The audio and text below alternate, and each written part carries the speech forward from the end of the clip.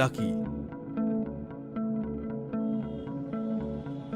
এক আকাশ স্বপ্ন নিয়ে কলকাতায় এসেছে লাকি, ওরফে লুব্ধক সিংহ রায়। তবু তার চাহনির মধ্যে এমন কিছু আছে যা দেখে লোকে বলে, গাঁয়ের ছেলে বলে তো মনে হয় না, তুমি কি কলকাতারই? যদিও দেখতে যথেষ্ট স্মার্ট আর আকর্ষণীয়, কিন্তু ছেলেটার পকেটে বিরাট টান। খরচের যোগান দিতে সে কাজ করে একটা ওষুধের দোকানে। লাকির সমবয়সীরা যখন কলকাতার নাইট ক্লাবে পার্টির সঙ্গে কোমর দোলায়, সে তখন একটা বদ্ধ মেডিকেল স্টোরে আর কলেজের গণ্ডিতেই আবদ্ধ রয়েছে। তার জীবনে অবসর বলতে প্রেমিকা দৃষ্টিকে নিয়ে প্রিন্সেপ ঘাটে ঘুরতে যাওয়া। বড্ড শখ। শহরের বুক ফুঁড়ে হাই স্পিডে বাইক ছোটাবে সে। পিছনে বসে থাকা দৃষ্টি তখন জাপটে ধরবে তাকে। মাঝে মাঝেই মনে মনে লাকি বলতে থাকে, একদিন আমারও সময় আসবে যখন মা ফ্লাইওভারে দৃষ্টিকে পিছনে বসিয়ে জোরে বাইক চালাবো, সারা শহর তখন আমাকে দেখে জ্বলবে। বিড়বিড় করে এই কথা বলতে বলতেই বার্নেল ক্রিমটা হাত দিয়ে টিপে ফেলে সে, আর সেই ক্রিমের ঢাকনা খুলে বেরিয়ে এসে একাকার কাণ্ড ঘটে।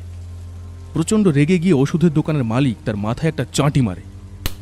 আরে কথা, এটা কি করছিস? ওটা কি স্পঞ্জের বল নাকি যে টিপবি?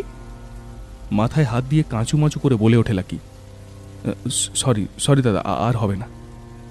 ফ্রি স্কুল স্ট্রিটের এই ওষুধের দোকানেই সে কাজ করে। অনেক দিন ধরেই সে একটা ভালো চাকরির চেষ্টা চালিয়ে যাচ্ছে, কিন্তু শিখেই যেন কিছুতেই ছিঁড়ছে না। দাঁত কিড়মিড় করে দোকান মালিক বললেন, এই বার্নাল ক্রিমটার টাকা কে দেবে? তোর বাবা।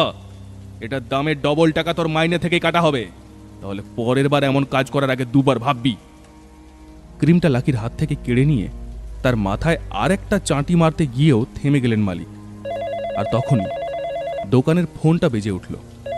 ফোন তুলে নিজের বাঁধা ধরা স্টাইলে লাকি বলে উঠল, হ্যালো, সুশ্রুত মেডিকেল স্টোর থেকে বলছি, বলুন আপনার কি সাহায্য করতে পারি? ফোনের ওপার থেকে উত্তর এলো, গ্র্যান্ড রিজেন্সি হোটেলের রুম নম্বর 303 থেকে বলছি, একটা ছোট অর্ডার আছে, তাড়াতাড়ি পৌঁছে দে। ভেসে এলো একটা ব্যস্ত ভারিক্কি পুরুষ কণ্ঠ। লাকির যেন কোথাও মনে হচ্ছিল এই স্বরটা তার চেনা। 2 প্যাকেট চরম সুখ আর 1 প্যাকেট টিস্যু। চরম সুখের নাম শোনা মাত্রই লাকি যেন তার লজ্জা ধরে রাখতে পারল না। হ্যাঁ, এতদিন ধরে ওষুধের দোকানে